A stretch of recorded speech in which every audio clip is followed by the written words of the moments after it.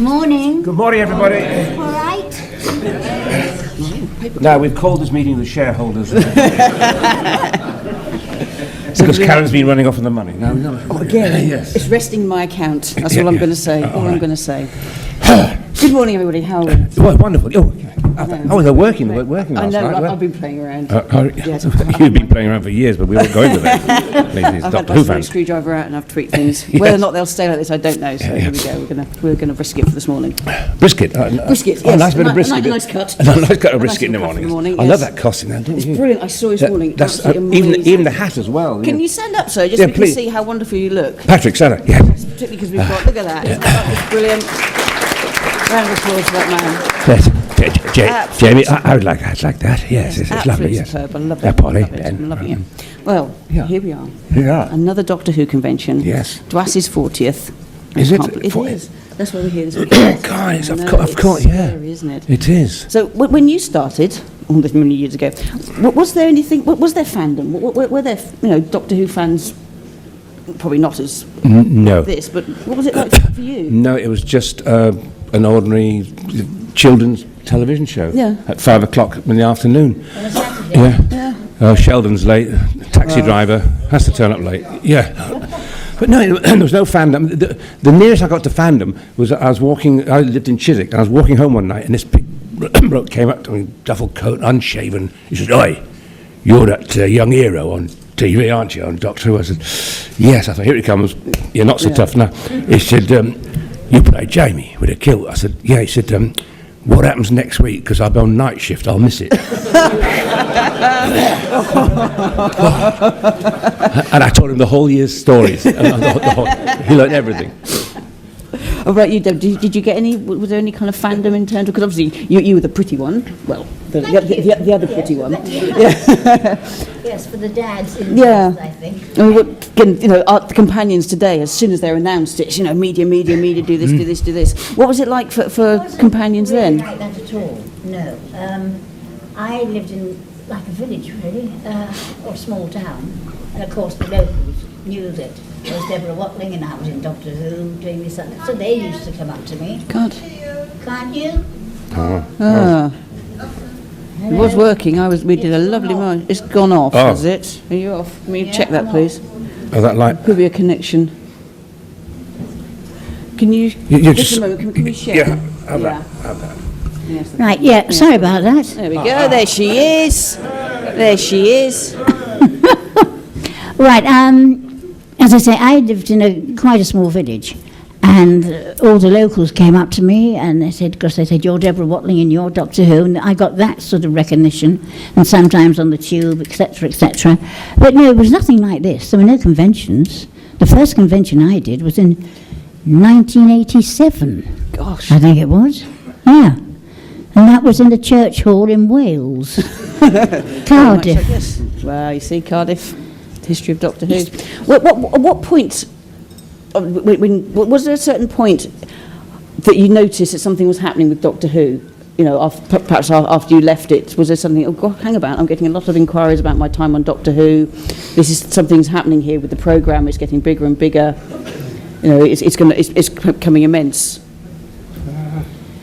Or was it? I have to admit, because I went out on tour quite a lot after Doctor Who and did another TV series, so I didn't actually watch it for years. Yeah. It was one of those things. I moved on. I mean, don't get me wrong, I loved my time in Doctor Who. The year I did it was absolutely terrific. It's a huge part of my life. And so was Victoria, still is. But no, I didn't catch up until, oh dear, I think it was the end of Tom Baker, something like that. Yeah, because I think that's really when fandom kind of took off in Tom's era, and it kind of rocketed, and people got a lot more savvy about the programme. I think my et cetera, et first cetera. one was My first was in Longley. Hello. My first was about Longley. Yeah. When I suddenly realised that, oh gosh, people will pay money to queue up for autographs and stuff. So that would have been 84, 5, because I think I'd have done the 2 Doctors by then. So, because JNT invited me along and Patrick and everything. So yeah, it'd be about 84, 5. Yeah, it's quite a big gap then for you both. Something that's has kind of again come in lately is a lot of the companions nowadays say that it's a kind of a double-edged sword. You know, they get all the kind of fame and fortune about being a companion, but then once that stops, they find it quite difficult to kind of continue their career. You two have gone on to do a lot of other things. Again, do you think that you were lucky about joining the programme when you did? To me, you see, the companions now are very lucky because they do 1 year or an 18 months and they go into Hollywood stardom. You know, like Karen Gillan and Clara. They seem to go on to a next series. Yeah. I think it was the earlier companions, say like we were quite fortunate, but there's quite a few other companions who it was a double-edged sword. But I think modern day now, they just go straight into other series. But you know, we were quite lucky. I think because we'd had an acting career before Doctor Who, whereas some of them have come straight from drama school. Yes. In, you know, Doctor Who. Yeah. Well, we were Sorry about that. Have we got the handheld? If I have the handheld, Ah, I can we give were these lovely people. child actors, weren't we? Yeah, that's right. We were. I started at 9 years old in The Invisible Man. I don't know if any of you know that. But, 9 years old playing Sally. That was extraordinary. And so I had a very, very long career, quite honestly. But what have you done, Fraser? Did you touch it? Maybe you need to touch it. Oh, look at that. I'm not chucking it. Yes. Stop turning me on. It's Sunday, it's 10:10. What's a girl to do? It's Doctor you know? Who, right. Yeah. But when I left Doctor Who, I thought, I've got out in time, I'm not typecast, that's fine, whatever. I was out of work for 9 months. Yeah, it's unbelievable. So, in my wisdom, I decided to open a boutique. As you do. As you do. The Pink Clock. The pink, yes. Was it? Yes. The Pink Clock. Where did you get that name from? Was there a pink clock in the window? I have no idea. It seemed Sounds very, sensible at the time. scary, yeah. What were you smoking at the time you were this? Oh, Pink Clock. No. I came to the opening of that. I did. You invited me down to the opening of the Pink Clock. And you had all your models, you know, that's how you got me down there. You said, there'll be models there parading away on the I clothes. remember that. That was a fashion show. Yes, that's right. Yeah. That's right, you were there. Yes, right, I had forgotten about that one. But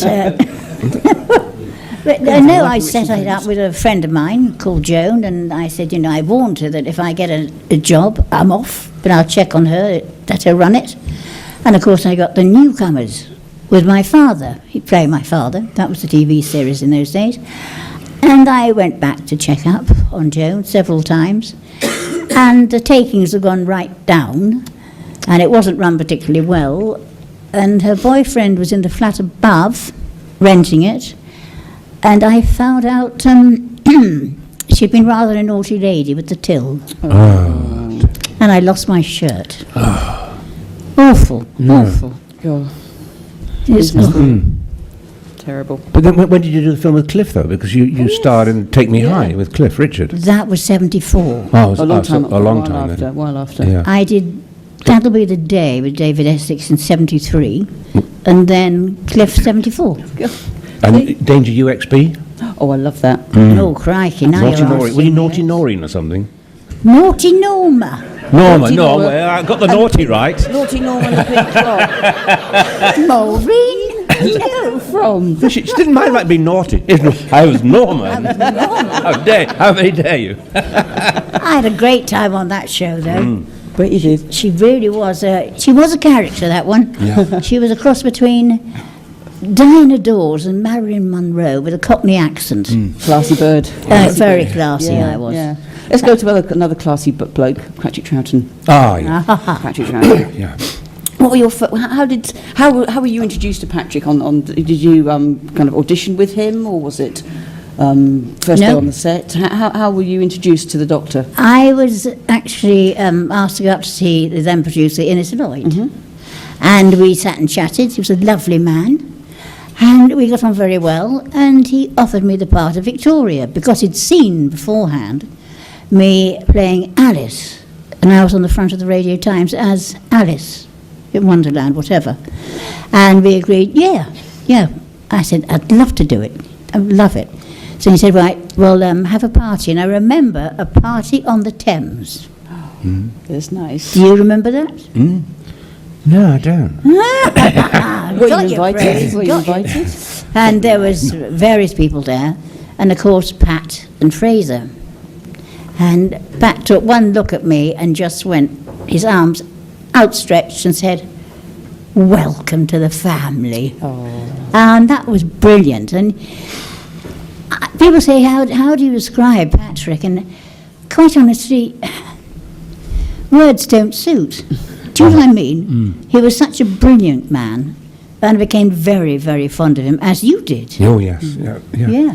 I'd met him 2 years previous in a thing called Smuggler's Bay, where I was the star of the show about John Trenchard.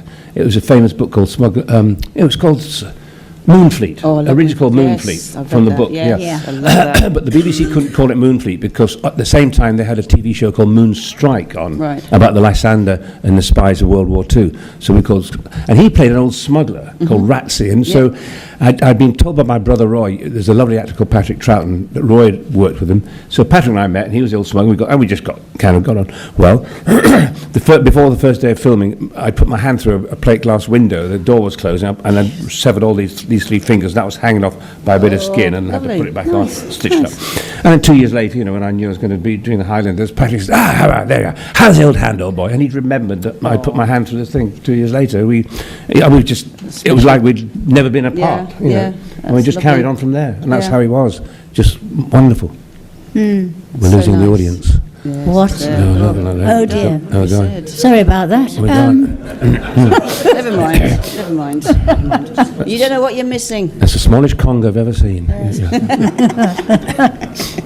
So your first show was the Highlanders. Yeah. Was Jamie always intended to stay, or was it something about your? No, I was supposed to be just in for four parts, Yeah. 4 episodes of the Highlanders. In fact, we did all the filming at French and Ponds.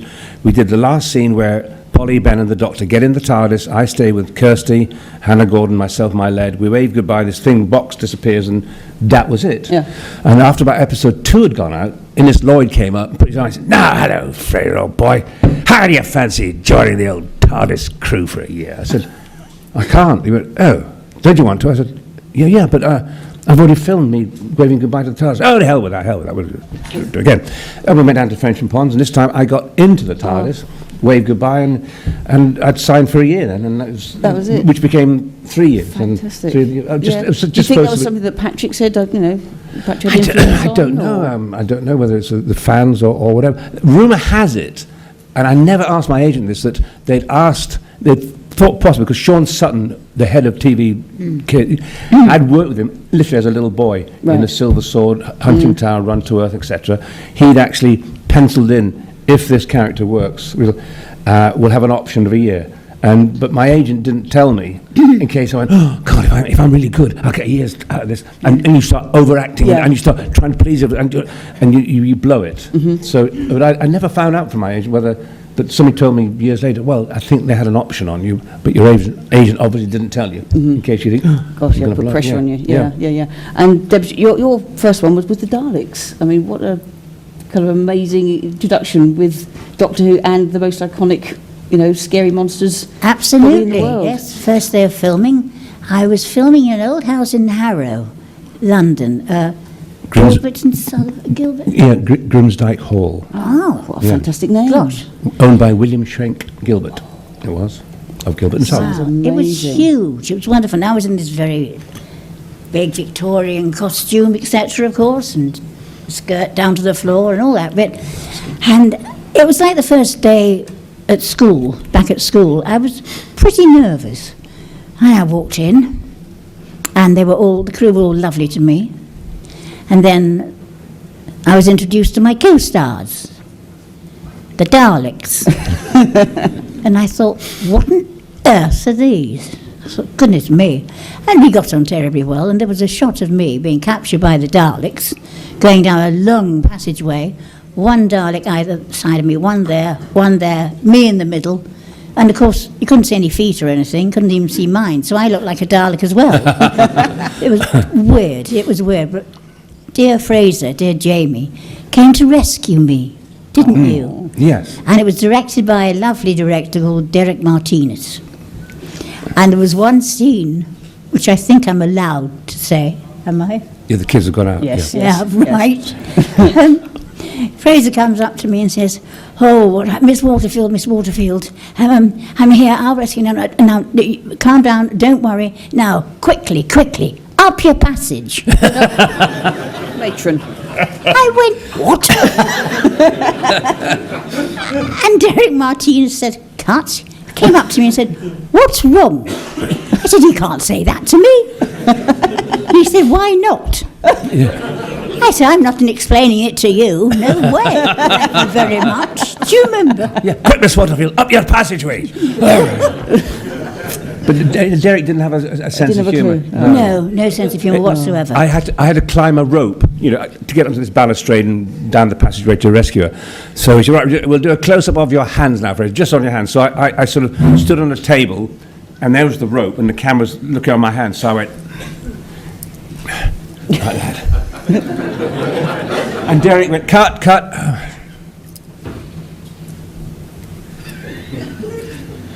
Fraser, I said, "Yes, you spotted my deliberate mistake." I thought you have to have one. But it was a relaxed atmosphere all the time, We got work done, but we had fun doing I was the going to work ask as about well. that. Yes, the word, Everybody the talks operative about word. the pressure, of time and the magic 10 o'clock and all this kind of stuff, and pulling Yeah. the plug at 10. Did you ever feel that with the programmes when you felt that, oh, crikey, we're, tick, tick, tick? Or was it always... No, you had that bit of pressure, didn't you, in the studio? In the studio, on Friday or yes. Saturday. And you did it as in a story, from page 1 to Oh, page right, all the way 45. through, yeah. All the way. And if they could do 3 scenes, like we land in the TARDIS and we open the doors and we go out into this big sort of space station and we dash back into the TARDIS, you could do actually 3 scenes. They would try and do all of scenes, but it was the cameras with the cables, and they couldn't get the camera cable here because he's just done that scene there, so he can't get That's over there. So they would do as many scenes. And I remember one episode we had to get changed out of our costumes on the run to the next set. Do you remember? Yeah. Yes, sort of stripping off, going Very on much the like next theatre, scene. quick change. Yeah, like a quick change. Yeah. So, the biggest thing from your days in the programme to now is the fact that you had the rehearsal period. Which Brilliant. Is, That was good. how does that kind of compare with what has to be done to now? So Straight in the helpful, studio and do isn't it. Oh, it's brilliant. And how long did you have? I think It was for rehearsals. 5 days, 6 days sometimes. Monday, Tuesday, Wednesday, producers run on a Thursday. Yeah. And sometimes then Friday you go and film for the next story, Right. and then back into the studio Saturday for this story. Yeah. But when we did The Enemy of the World, and have anybody watched The Enemy of the World? Yeah. Right. Yeah? Now, if you watch it Oh, again, good. the last scene of episode 1, where we go into Astrid's cottage, and Yes. I think Patrick's Been shot, yeah. and then you see the helicopter arrive on Telecine, then it's back to here, then helicopter blowing up, then back in, and then Patrick goes and changes a salamander. That is all on one take. No. It's about maybe 4 minutes. It's all on one. Yeah. And they say, right, we're on to Telecine, and then you go, and we're right, yeah, we'll keep going. Coming out of Telecine in 10, 9, cue, and you carry on the next scene. And Colin Douglas came in. Yeah. And Patrick is doing a quick change. Just stop, right, Patrick to wardrobe change. He was actually changing like a theatre job Good God. into the costume. So then he came out, hello, how are you? No, that was it. It's all on. So if you watch it again, just think, timing, you think, right, yeah, that's some film. They're back to the cottage. Colin Douglas comes in, hi, everybody. And so that's it. Didn't realise that. I thought Yeah. it was all. I thought as soon as you're going to go to telly, it's cut. No, it was And then we on pick up. Telecine, which they did a lot of Yeah. television in those days. There's, I'm a cut to Telecine, and then, right, quick, no. That's right. Yeah. See, I don't think they could do that these days. I mean, people wouldn't have the training to do that these days. But nowadays you don't get the rehearsal, you get to meet people and chat and talk. Yeah. But nowadays you learn your lines, you go straight onto the set. And then next day you learn your lines, go onto the set. Yeah, you know. yeah. And you probably only see a person for what, a day? Yeah, And then bye. that's right, yeah. Yeah, so you don't get that kind of company feeling that... I mean, was Patrick very keen on that, to kind of build that company? He was actually. Yeah, day Yes, one he and was. A bring great people company, in. yes. Yeah. We wanted to welcome the new actors in, because it's rather hard actually when you go into a series and there are the people there that have been in it for some time and you're new to it and you feel like an outsider, and Pat didn't like any of that. No. So we kind of embraced all the new actors coming in. Actors, And, yeah. yeah, actors who was, oh, good card player. Can you play cards? Can you play? Oh, yeah. If a woman joined, crumpet, Fraser, front crumpet, fresh crumpet. Fresh crumpet. Fantastic, man. I mean, we have seen the last year, I think it was a couple of years ago, we had the Enemy of the World and also Web of Fear came out, and there was a massive, big kind of increase of appreciation Yeah. about those episodes. How did you watch them again? Were you given the opportunity to watch them again? And if you did, what did you see? Yeah. What Right. did you think about seeing them Okay. again? Over to Deborah. Right, over to me. Right, I was at a convention in Swansea, and I just got off from a panel like this. I was walking past reception to go back to the green room, wherever, and this man came up to me, and he said, "Miss Watling?" I said, "Yes, yes I am, yes. How do you do? I'm from the BBC." I said, "Really?" He said, "Yes. Have you heard?" I said, "Heard what?" He said, "The episodes that have been discovered." I said, "No, don't start, because this has been rumoured for the past 20 years. And there's no way there'll be our episodes, my episodes." He said, "They are." I said, "What?" He said, "They are. They're yours." I went, "Really?" He said, "Yes, but don't tell anybody." So I went to another convention, and the same thing happened. This man came up to me and said, "Miss Watling?" I said, "Yes." He said, "Have you heard?" I said, "Heard what?" He went, "I'm from the BBC. You haven't heard, have you?" I said, "Heard what?" And he went, "The episodes, the missing episodes." I said, "Really?"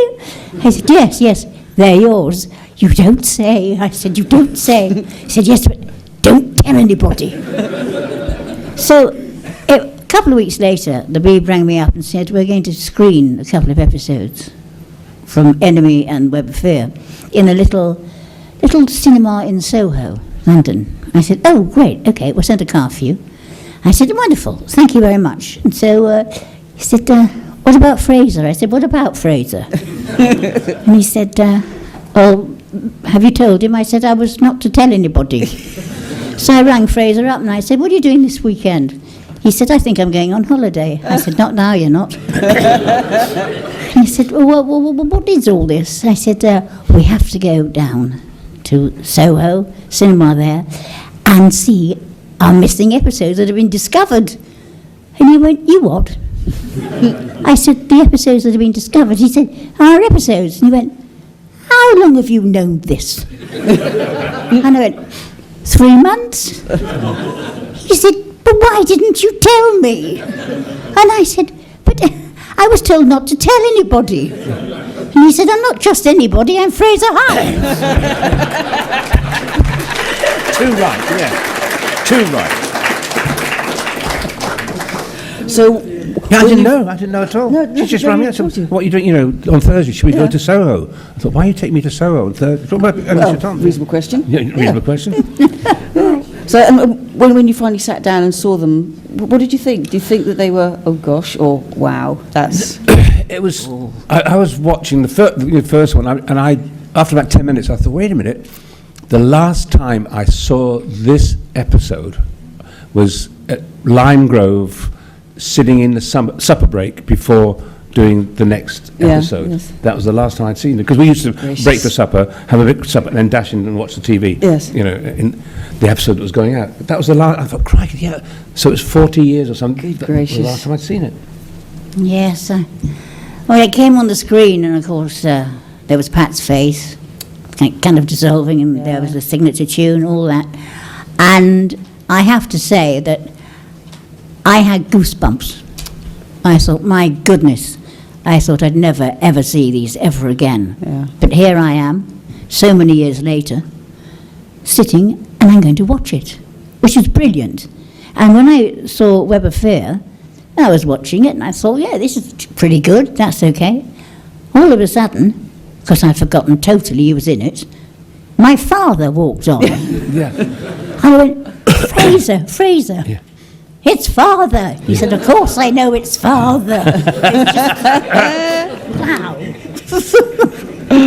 God, I mean, I remember watching them, and I was just, like I say, it was goosebumps. Did you watch them in order, though? Oh, of course it did. Because some people said, No. we saw the web of fear. Why are you sliding outside the TARDIS? I No. said, you should have seen Watch him in Enemy order. of the World Yes, first. yes. Should we tell the gang about Patrick trying Salamander's voice? Oh, do. Enemy of the World. I was going to ask about voices. Oh, yeah. Yeah. Do, Yeah. please. Oh, we walked into the rehearsal room one day, and there was Patrick, and we were rehearsing Enemy of the World, and he was playing Salamander, wasn't he? Yeah. He had to get the accent right.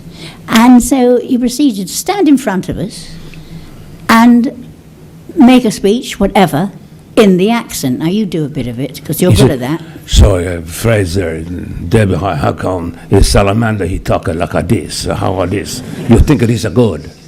Well, I looked at Fraser, and Fraser looked at me, and I said, are you really going to play him like that?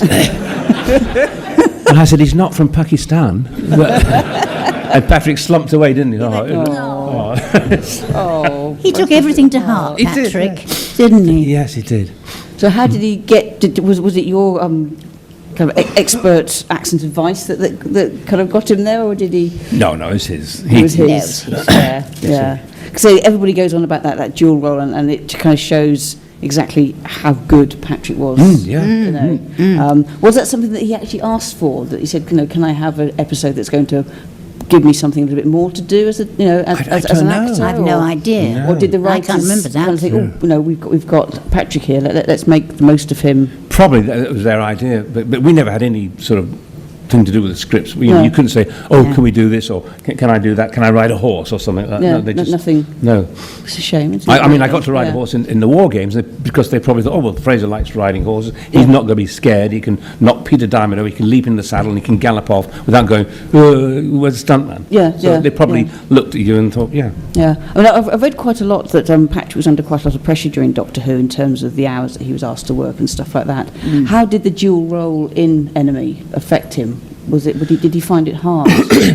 There was one point when he had a speech to us two, and he kept going to a certain little line and kept drying on it and forgetting it. And the worst thing is, if somebody dries on a line, we, instead of being sympathetic, we started to laugh. No, you started to laugh. Well, I started to laugh. And so he did another take, and he stuffed, and he laughed. And by the third time, and he said, listen, you little shit, I've got all this down, you just grinning apes, living, laughing. I said, Patrick, you're paid a lot of money to do all the dialogue. She's paid to get the dads out of the garden, and I'm paid for the girls to watch the show. You're paid to say all these words. What did he say to that? Oh, all right then. You stayed all the way through, didn't you, to the end? Yeah, yeah. Was it a kind of a group decision between the three of you to all go at the same time? No, it's or- my agent said, now, darling, you've done, after 2.5 years, you've done 2.5 years television, I want you to do more films. I said, but I'm having good fun, I'm having great time. No, I want you to leave, And Patrick's wife, Bunny, was going, you should be doing better stuff. You should be doing, not children's hour, because it's still children's hour, you should be doing better. And I always say that if we didn't have those two women nagging us, we'd still be there. You would never have heard of David Tennant. You'd have to shoot us to get us out of the TARDIS. Because we're having such... And then so I was going to leave, and it was in the newspapers, actually started to sort of get newspaper interest. Jamie leaves Doctor Who, and Patrick said, no, don't leave. He said, my contract goes for another 6 months. I said, and I'm going to leave then. I'm going to leave. That'll be 3 years for me. Wait, will you? So I waited for him. And then I think Wendy Padbury said, well, if you two are leaving, I'll go as well. I'll go as well, Yeah. because if it's John Pertwee, I'll never get into shot. There'll be a close-up of John Yeah. Pertwee, you see top of my head. Yeah. My close-up, his crutch, I'm not going to do that. So, Could be a whole new show. exactly, yeah. Yes. So, and do you think the production team were kind of scared by that? Because normally you have a little kind of overlap, don't you? You have a companion stays perhaps for a couple of episodes or stories yeah. to bed in the new Doctor.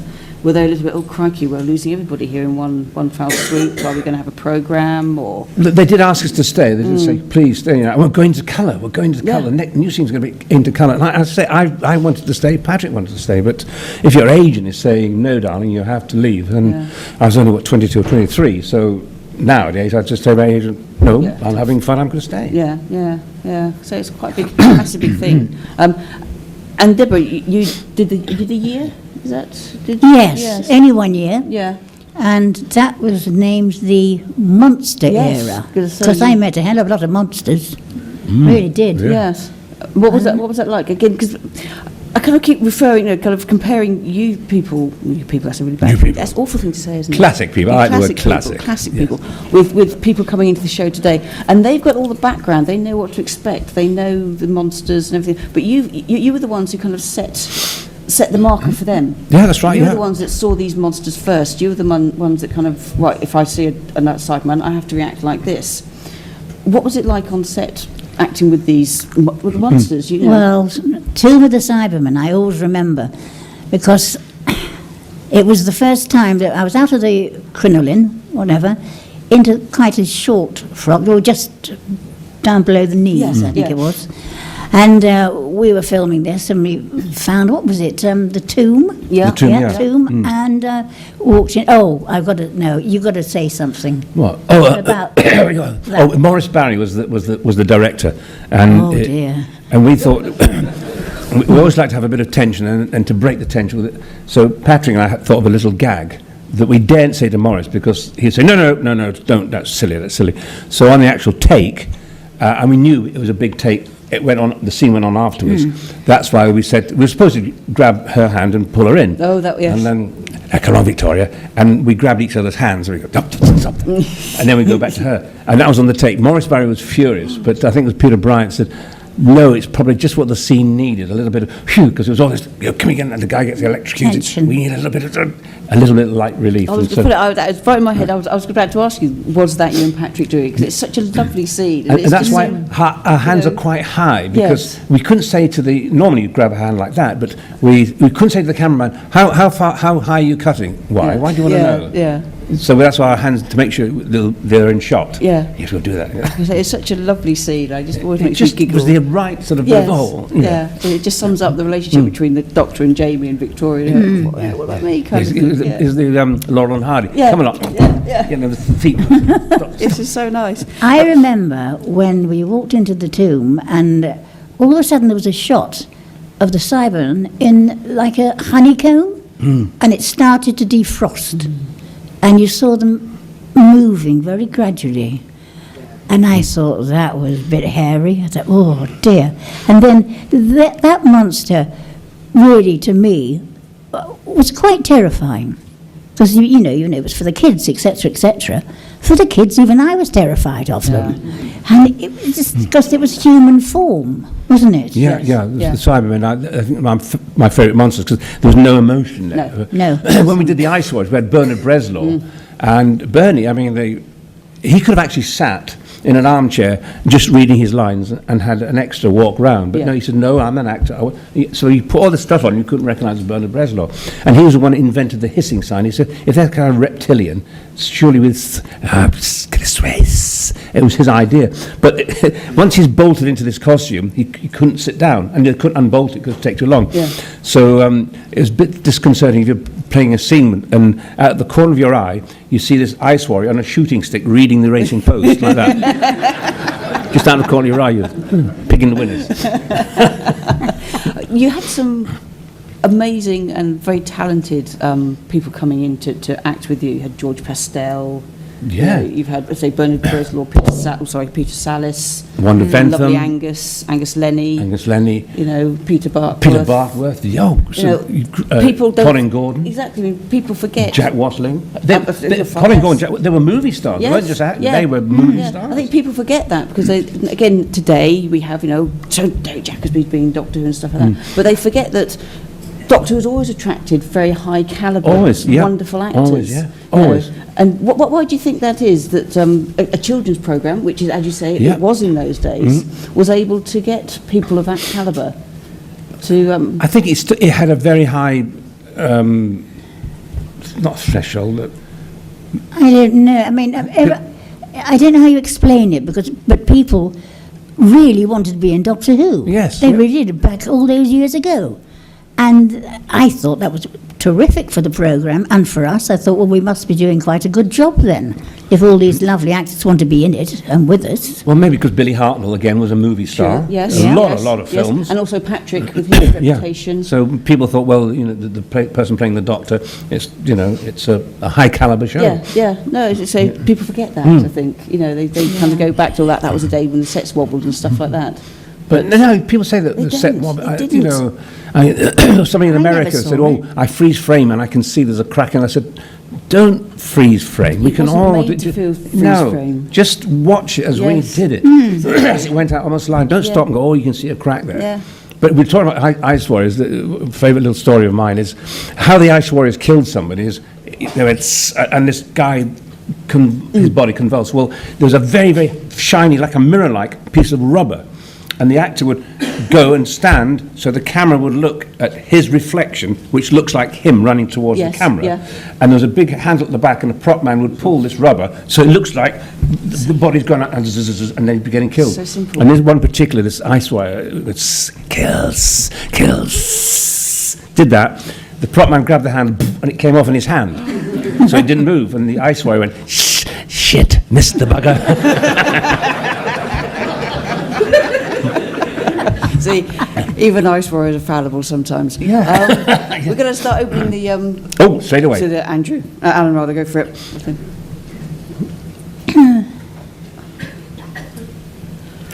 First of all, hello, can you hear me? Oh, Yep. it's Yes. mine- Yep, mine's you're- working. you're Debbie, you said that your first convention you did was in 1987. Actually, I interviewed you at Imperial College in 1985, so probably that convention you were talking about took place before then, I'd say, wouldn't you? Oh, crikey. You go back a long way here. The brain's gone here. Was it really? So it must have been 84 then. Could have been, yeah, or 83 even, yeah, I was playing the Grand Swansea, yeah. and I got this letter saying, will you please come to this convention? And I thought, oh dear, I don't know if I can. Because so what am I going to talk about? Nobody's going to be interested. Little did I know. I think you're absolutely right. And my question is to both of you, both Fraser, hello Fraser, and Debbie. It's interesting. Debbie Watling was saying a while back that she would watch a scene that she remembers a scene she had in Mind Robber, where she fluffed a line, and whenever she You mean sees, Wendy? No. sorry, You Wendy. mean That's Wendy. Padders. It's not me. Yeah. what did I say? Debbie Debbie Watling. Watling. Oh, I'm sorry, Debbie. Yes. That's all right, I I'm still apologise. here. That's all right. I apologise for that. Yeah. That's okay. Sorry, Debbie. What?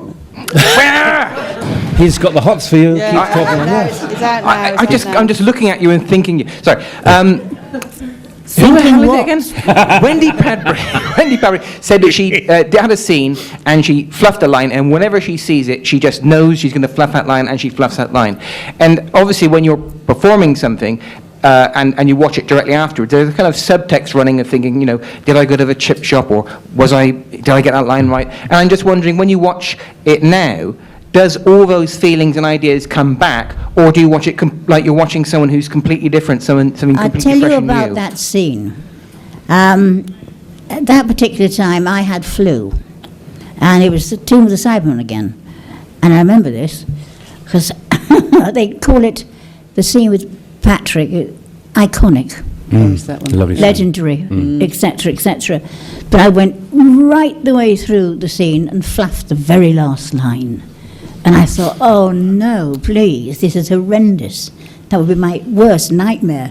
So I had to do it all over again, which was really, I thought, I really can't do this, but I did. You're an actor, you're there, you're going to pay for it, and I love the job. So you get on with it. That's all. Yeah, if I watch an old thing like I've got this eidetic memory, and I just think, oh, that was the day we were playing cricket in the so-and-so. Oh, that was the day that we broke for lunch and we went and watched the test match upstairs. Yeah, my memory takes you straight back to, not to the scene. Yeah, I don't watch it as a scene, I watch it as... What was happening in my life at that time? Yeah. I was going out with so-and-so, and she broke her leg on the location. I remember that, yeah. Yeah. Thank you. Gentleman in the eye with the skirt. Good morning. Thing. Morning. I was just about to go and ask regarding Fury from the Deep. The very start of the episode, of course, the TARDIS lands in the water. And one thing that I've never heard you talk about is that you travel in via dinghy. Look, I've seen photographs of all three of you, all in the dinghy. I was just wondering how that actually went. As in, who was doing the rowing and... Patrick, did you get to being an old Navy man, Patrick was actually doing the rowing. I was at the front, kneeling at the front. We shot it in Margate in March. The water was icy cold. And I'm sat up, and of course we were doing shots of up and down, waves crashing over. You were sat at the back, and, it was awful. cold. And we pulled ashore, and I got out, and my knees actually were blue. I never thought, skin goes blue. Yeah. Blue with cold. They were really, and I was going out with an actress called Susan George at the time, and I just stood there shivering, and she grabbed this towel, threw herself on her knees, and started to massage my knees like that, and all the crew were going, oh, God dear, look at that. God dear. Cameraman said, can I borrow your kilt tomorrow? But no, it was cold. But Patrick being an old Navy man, he said, yeah. And I think, if I'm right, he had the dinghy in his pocket. Well, we're going to get out. So, don't worry. In you get, Jerry. In you get. I think I'd love to see that show again because I don't know where he got the dinghy from. That's the one I want to be. I want it to be discovered. Please, was my favourite one. It really was. Fury from the Deep, the seaweed monster. Yes. Oh yeah. And I was ever so proud of that because I ultimately killed it with my scream. See, And it comes in contracted useful. back into the water. so I actually killed a monster. Never thought I would. And that was the first time we saw the sonic screwdriver. Absolutely. Yes. Patrick, have the sonic screwdriver. Again, another None of thing these new that's- doctors, no. that you were there for. was ours, you know. yes. Yes, it's marvellous. One more gentleman in front. Hi, Fraser and Oh, okay. oh. That, John, you'll get in a that minute. front, that front. You must speak quickly or you never get a that turn. front. Yes. I was just wondering whether you could talk us through the Patterson Bar acid incidents. The acid incident with the face, they had an outtake. No, Oh, that was Bar. yeah, that we that weren't was the there. monastery, wasn't it? Yeah, that was the The head. Well, the snowman. the snowman. Yeah. But that would have been that was on Telecine, done at That's right. Elstree. While we were rehearsing, they could do all those sort of spaceship shots. So we were never involved. The only time we saw it was actually on the studio floor. No. Yeah. John, quick! Go, quick, do it now. He's come all the way from Scotland for this. Glasgow. Do it. Well, first of all, good morning to you both, and thanks for being here. It's great to see you. Thank you very much. Thank you. I just wonder Next if, question. if you could pop back in your own little TARDIS to your first day on set, what would you tell your younger selves about the impact the programme will have on your life, both professionally and personally? Well, at that time, you wouldn't know, would you? Really? You knew now. If you go back you in go time. back today What would you tell yourself? Oh, what would I tell myself? Well, my experiences, whatever, and how it's affected my life. Yeah. Gosh. Well, immensely, quite honestly. It's still a huge part of my life. It really is, because I come to conventions, etc. I meet lots of people, see lots of lovely, friendly faces that I've known for years now, and they're all getting older like me. And I look back and I think, it's just, as I say, meet so many people, and of course, lovely Fraser and the other people who've been in here with me. It's like an extended family. It really is. I think I was very lucky to do it. I know it was only a year, but it taught me a lot as well. And Patrick, he was very giving. If I had any trouble at all with lines or whatever, I'd go up to him and I'd say, Pat, I don't think Victoria would say this line. He said, well, think about trying it this way. We used to give advice to each other as well. Yeah. And Can you take it? yeah, he would take it, yeah.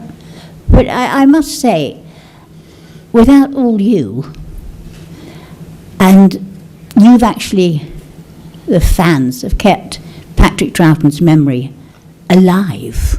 He will not be forgotten. No. He was a brilliant man, and I want to say thank you so much. Good for you. Good for you. Good Yeah. for you. For me, I would think, Fraser, just behave yourself, and if you don't get out of line, this show can take you to Australia, New Zealand, America, and Crawley.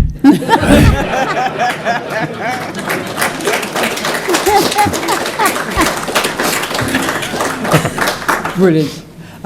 Gentleman again on the aisle.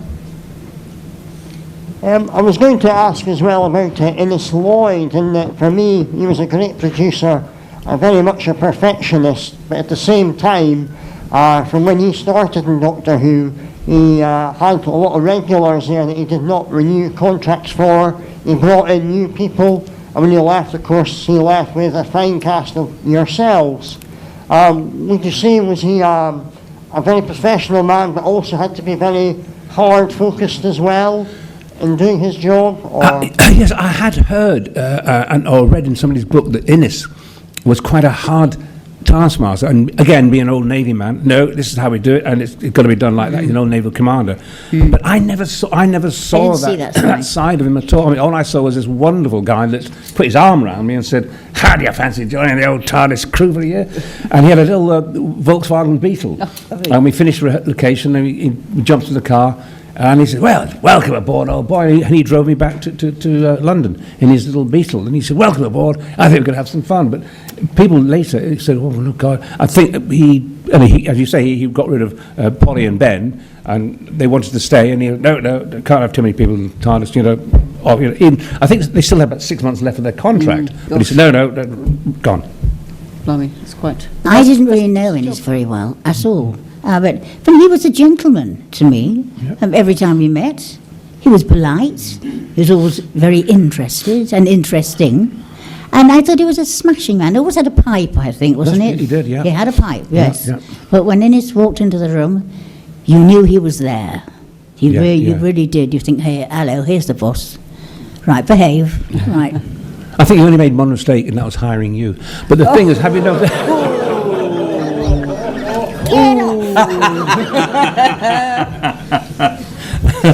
We'll get him later, don't you worry. We'll get him later. Oh, develop that. Yes. There we go.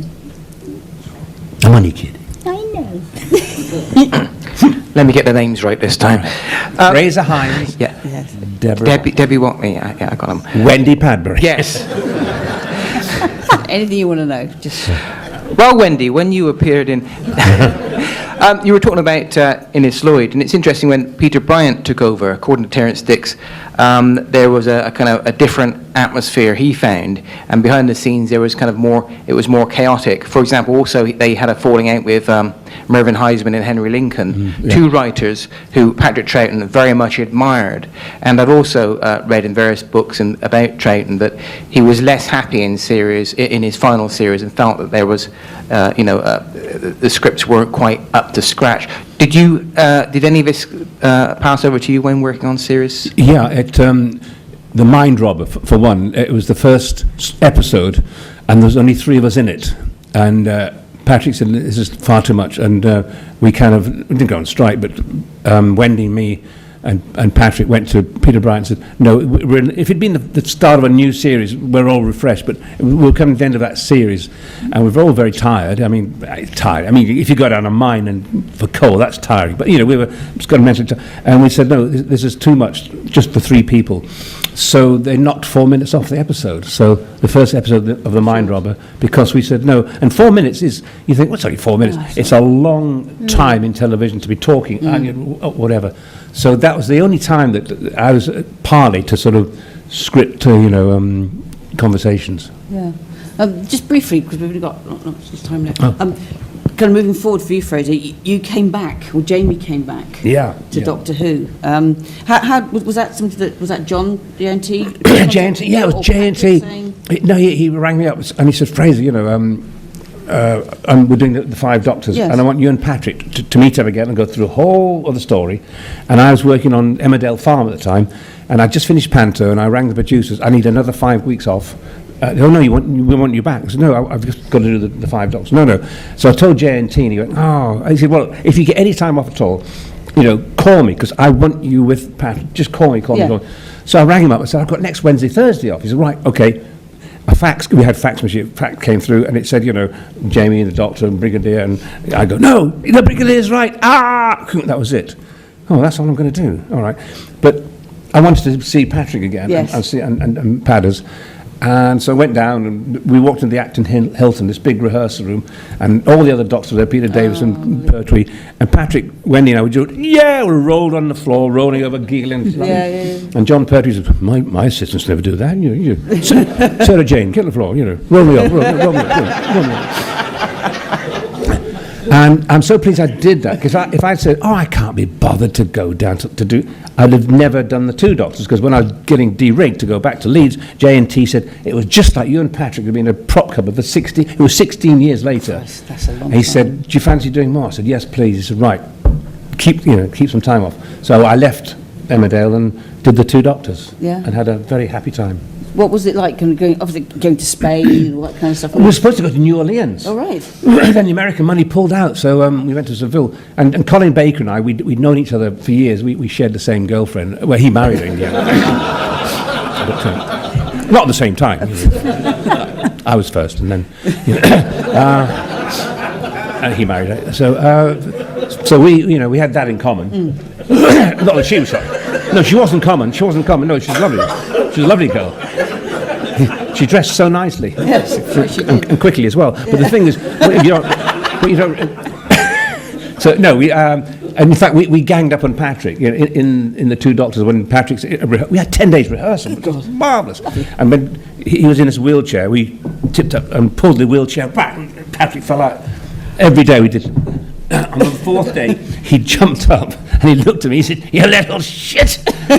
You're supposed to be in my gang. We should be ganging up on him." And that was it. That's how Doctor Who was, in gangs. That's just so lovely. I mean, it's a lovely programme and a lovely story.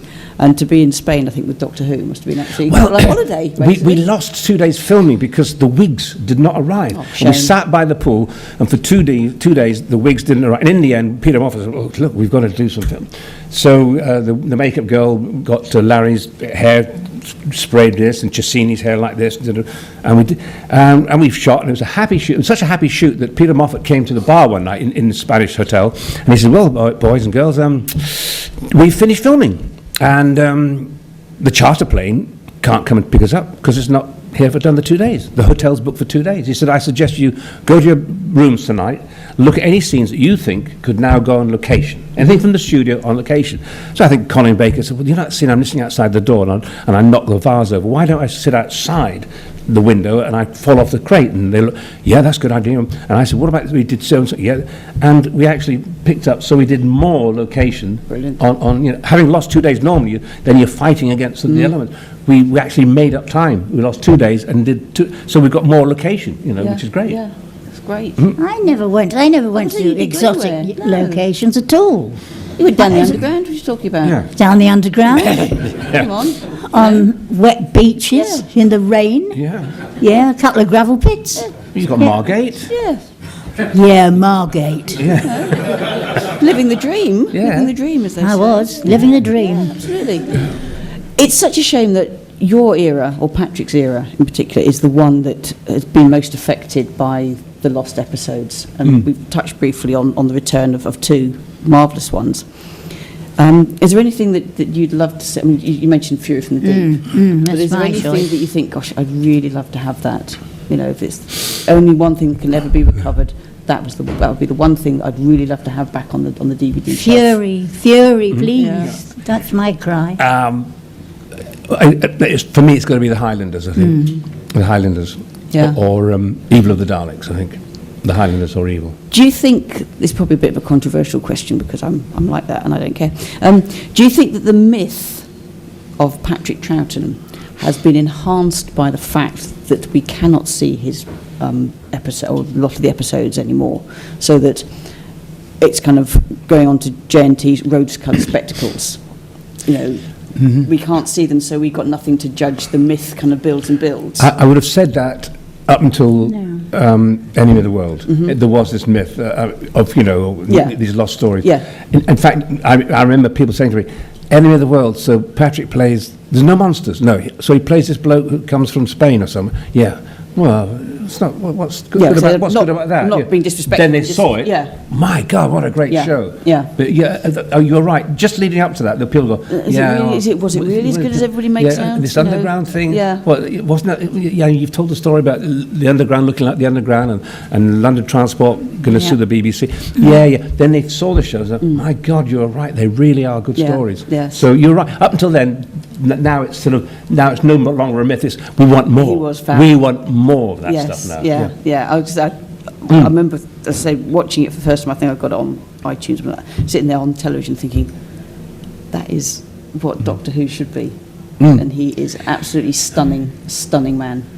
Because we had the sets. I mean, I feel for the actors nowadays that we had to go down, an underground. Now they just have a green screen. Yeah. So, and the director says, well, behind you is this, that, and then, so pretend, whereas we actually, oh God, you could see the pipes. And Was there not a kind of, again, another one of these apocryphal stories that the underground wouldn't let you go shoot? And That's then right. They the wouldn't. designers did such a good No. job that they said, what the, you know, we Yeah, told you London not to go Transport. down. That's right, The that's first what they episode did. went out, and then London Yeah. Transport said, we're going to sue you. You've broken into Covent Garden. Because in those days, the tube stopped from 2 till 5 in the morning, Yeah. so Yeah. no electricity.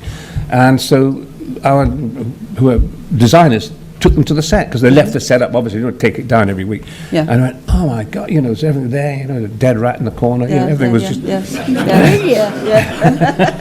And of course, it saw the introduction of Nick Courtney as well. Oh yes, lovely Marvellous Nick. What are Lovely. your Oh, memories great. of Nick? And I the remember brig? Nick walking into the rehearsal room, a very young, handsome man. And I thought, oh, he's rather nice. Because I'd already been out with a Yeti and a Cyberman. But no, and he was just lovely. He was warm. He was, I don't know, there was no sides to Nick whatsoever, was there? No, no. Not at all. Very And he was giving good, person. good poker player. Yeah. We used to play liar dice, and Dougie Camfield would come to a little room and say, "Listen, are you boys coming to act out this scene yet? Don't worry, Dougie, we know the lines. We'll do the lines now. I'll raise you £5. But he always we always knew he was drying if he got his lines. I'd cough and Patrick would do something else, and Nick would go. So listen here, Doctor. Dougie, am I supposed to be stood here? Am I? Oh, Nick's dry. Tried again. Yeah. Everybody's got their tricks. Yes, Yes. I think that's probably the end. There's so one little blue shirt. One Let's little go one. right away. Go on then. Just a quick one. Fraser, I understand you've done an audio with David Howe. Do you want to talk a bit about that? Oh please? yes, it's called. I should have brought it this weekend. I left it. It's called Piper's Lament, and it's about this old Highlander in a pub in Scotland being interviewed by somebody. He's not called Jamie because we can't because of copyright, but he's this old, and he talks about seeing silver things and silver men and whatever. It's called Piper's Lament. And I think you can get it on fraserhines.co.uk. There you go. You heard it here first, guys. Yes, thank you for asking. Just like a massive big thank you to Fraser and Debs for such a lovely hour. Thank you.